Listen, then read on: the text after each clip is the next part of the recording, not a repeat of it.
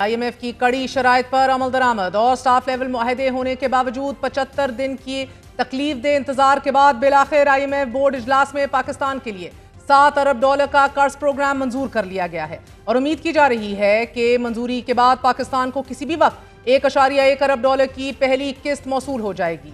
37 माह दौरानिए के इस प्रोग्राम में पहला रिव्यू 6 माह के बाद यानी कि मार्च 2025 में होगा और अगर पाकिस्तान ने पहले रिव्यू में दिए गए अहदाफ हासिल कर लिए तो पाकिस्तान को $1.1 अरब की दूसरी किस्त मौसूल हो जाएगी।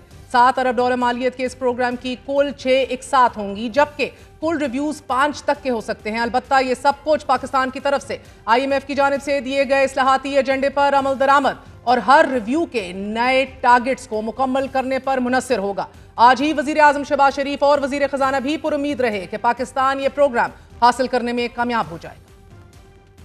कल बोर्ड की मीटिंग है IMF की, हमने तमाम शराइत पूरी कर दी, बड़ी कड़ी शराइत पूरी कर दी अल्हम्दुलिल्लाह। IMF board meeting tomorrow here in the US. We are very hopeful that the board will approve the 37-month $7 billion program under which we are very committed to do structural reform.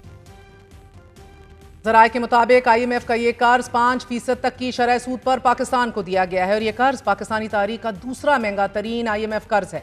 इससे कबल गुज़िश्ता कर्ज programme तकरीबन 5.1 की शरह सूद पर लिया गया था।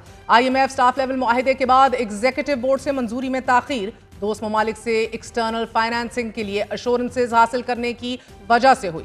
तमाम ताखीर के बावजूद यकीनन ये खुश आइंद खबर है क्योंकि पाकिस्तान गुज़िश्ता कुछ अरसे से माली मुश्किलात में फंसा हुआ है। 2 साल कबल एक मौका ऐसा भी था कि जब पाकिस्तान का डिफॉल्ट रिस्क तारीख की बुलंद तरीन सतह पर पहुंच गया था और वर्ल्ड इकोनॉमिक फोरम जैसे इदारे ने जनवरी 2023 में खदशा जाहिर कर दिया था कि पाकिस्तान को डिफॉल्ट के खतरात मौजूद हैं। अलबत्ता स्टैंड बाय मुआहदे और लॉन्ग टर्म मुआहदे के हसूल के लिए IMF की सख्त शराइत पर अमल दरामद करने के बाद अब मुल्की मईशत में कदरे इस्तेकाम नजर आ रहा है। आज एशियाई तरक्याती बैंक ने पाकिस्तान की इक्तिसादी कारकर्दगी के हवाले से आउटलुक रिपोर्ट में पाकिस्तानी मईशत में बेहतरी के साथ साथ महंगाई में मजीद कमी की पेशनगोई की है। एशियाई तरक्याती बैंक का कहना है कि माली साल 2023-24 के दौरान पाकिस्तान की मईशत में बेहतरी आई जिसकी बुनियादी वजह ज़राई आमदनी में इजाफा और बैरून मुल्क से मौसूल होने वाली तरसीलाती ज़र हैं।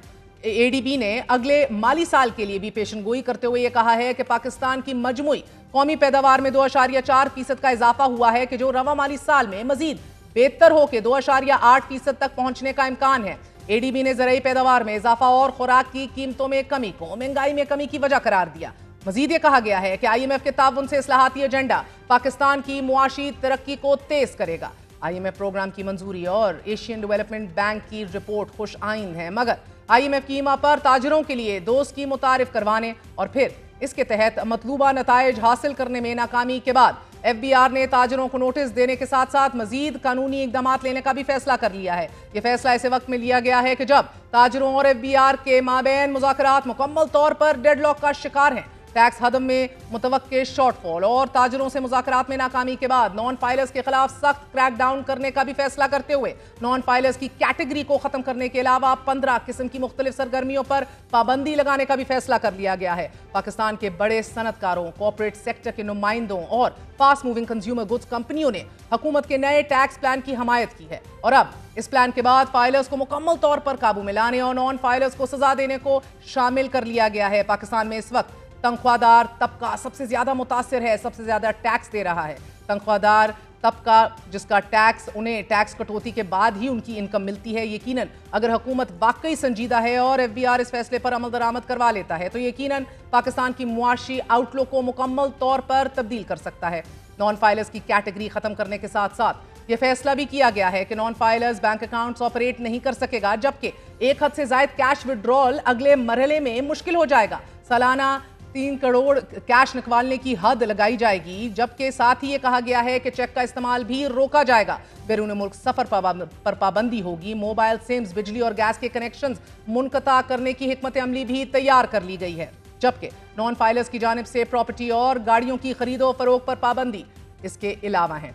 FBR रिफॉर्म्स के साथ साथ तवानाई सेक्टर के IPPs के कैपेसिटी पेमेंट्स का मसला भी हल होता दिखाई दे रहा है। गुज़िश्ता रोज अवैस लगारी ने हमारे ही प्रोग्राम में IPPs मालकान के साथ नेगोशिएशंस में होने, टफ नेगोशिएशंस करने और कॉन्ट्रैक्ट्स को मौखर और कंप्लीटली डिसॉल्व करने के हवाले से बात की और बताया कि चीज़ों का मुस्बत सिमत में जाने का इशारा दिया। और आज ये खबर सामने आई है कि हुकूमत ने प्राइवेट IPPs के साथ साथ रियासती IPPs को भी बावर करवा दिया है कि ऑपरेशनल होने के बाद सिर्फ टेक एंड पे मोड पॉलिसी पर अमल किया जाएगा।